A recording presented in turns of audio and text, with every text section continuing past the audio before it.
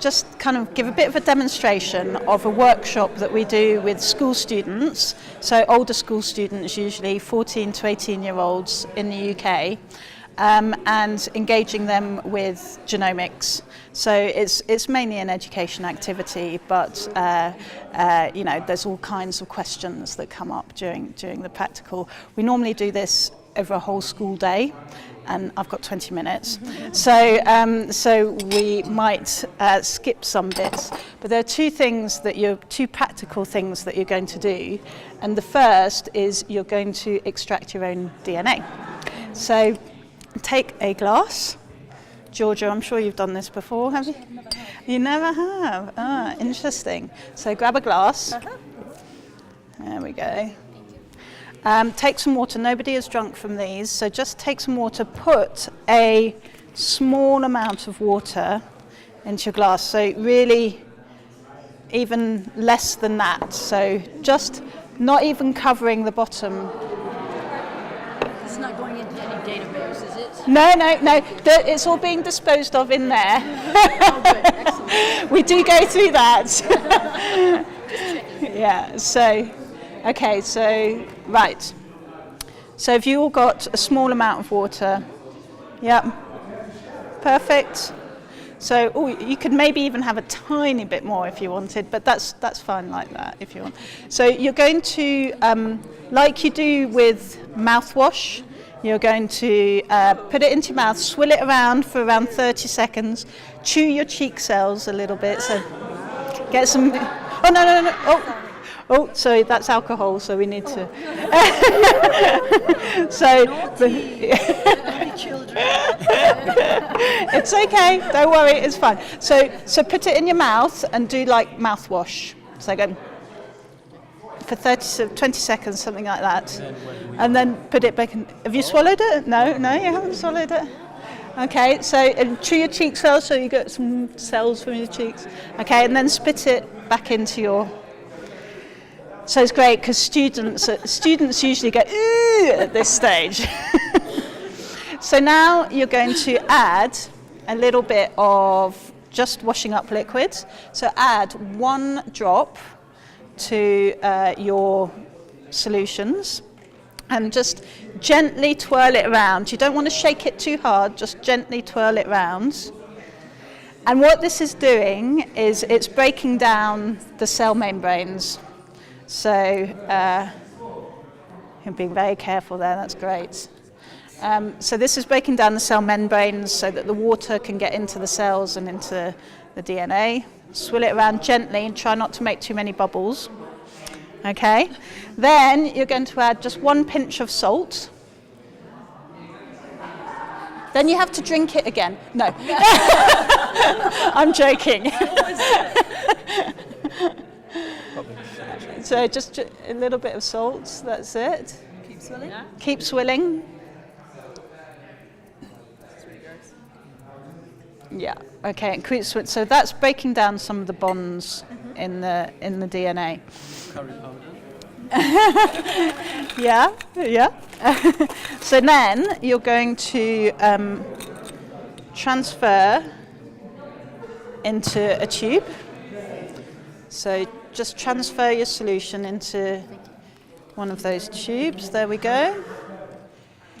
Okay. And while I fill up this alcohol,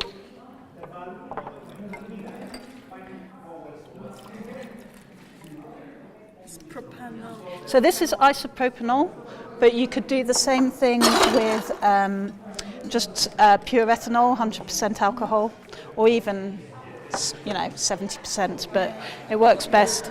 Yeah, very strong vodka. And you're going to gently pour it onto your water, onto your solution there, till it's about 2/3 of the way up the tube, or a bit more if you've got more water. So just pour it gently. Try not to shake it too much.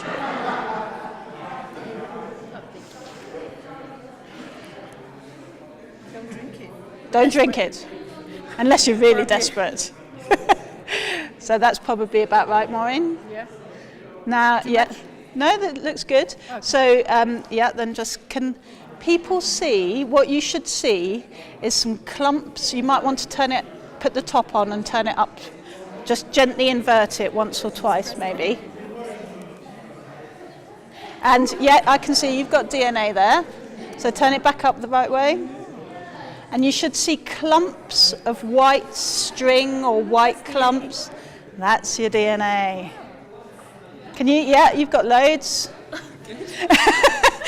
Yeah, good. You have DNA. Congratulations. So yeah, so you have some already. I can see these, the white string. You can turn it. The one on top? Yeah, so it's like the strands. Can everyone see? Yep. Yeah. Okay, so everyone usually, and like you have, gets kind of quite intrigued by actually being able to see their DNA. And it's just a nice way to open up a conversation with students about DNA, and you know, because we talk about it all the time sometimes, but we don't necessarily realize that, you know, there it is. That's what it looks like. So you. Like a double helix. Now you're asking. No, we don't. What we do with the students is that we then actually we get them to do it in much smaller tubes, and we then take the DNA. We make multiple copies of the DNA through PCR. You know, do you know PCR? So this is a chemical reaction that copies all the strands of the DNA, so that then you can run it on a gel and you can see a band with your DNA. But obviously we don't have time to do that right now. But this is only, sorry? Are we going to do it later? Maybe, if I have energy. So you're done with your DNA right now, but this is just the start of the story, okay? So the next bit of the story comes from these little bits of paper. So take a piece of paper and pass it on, or it's little bits of paper. Hey? So has everyone got a piece? Just take one piece, so you've got quite a few bits. So you can put down your tubes if you want, or put them in the bin, whatever. Yeah, you're done with them. Okay. So what you're going to do now, so you can throw away your, you can keep your piece of paper.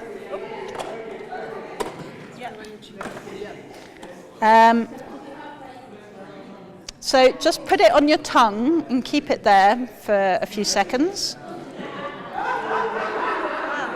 Oh, can you taste something? Yeah. Can you taste something? What can you taste? Bitter. And you're bitter? Can you taste it? Okay. Other people? No? No? You can taste it a little bit? Yeah. Okay. So there's no right or wrong. You're either a taster or a non-taster. You can take it out now. Yeah, come on, you can take it out now. Yeah. You mean there's no right or wrong? Like I can't talk now. Here, have a Haribo. And pass them round. So the reason, so this is the PTC story. So what is on those pieces of paper is a chemical called PTC, which is, you can take it out now if you want. You won't get it, because you will either get it or you don't get it. There's no in between. Yeah. So that's covered in a chemical called PTC, and that's found in cabbages and brassicas. And a lot of people who can taste the PTC don't like cabbages because it tastes really strong and really bitter to them. And Favorite, but dislike. yeah, you can learn to love things, right? So your ability to taste or not to taste PTC is mostly due to a genetic variation, so a change in your genes, which encodes the proteins which make the receptors on your tongue so that you can taste or not taste. So we're more closely related. Well, so there's an interesting story at the end of this. Okay, so this is the TAS2R38 gene that encodes the taste receptor, and what happens to make us taste or not taste. And if you taste, you have one of 3 variations in your gene, in your TAS2R38 gene. So you have, I don't know if you can see them, but there's these little white specks where there's a change in one base pair to make you taste or not taste the bitter sensation. So this is the most common one, and this is the one that we're talking about now. And here you will see that a taster has a C at this location on the TAS2R38 gene. Oops. No, we're going, sorry. And a non-taster will have a G. So it's a 1 base pair variation. What's more common? Is there one that's more I'm not 100% sure, you know. I think it's pretty evenly distributed. like random? I mean, Yeah.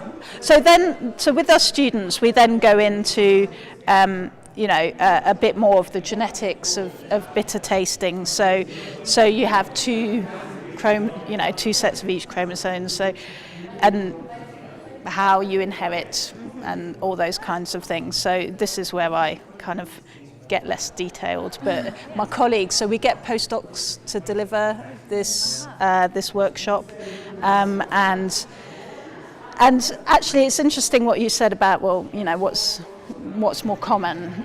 So you say humans can be tasters or non-tasters, and chimps, interestingly, can be tasters or non-tasters as well.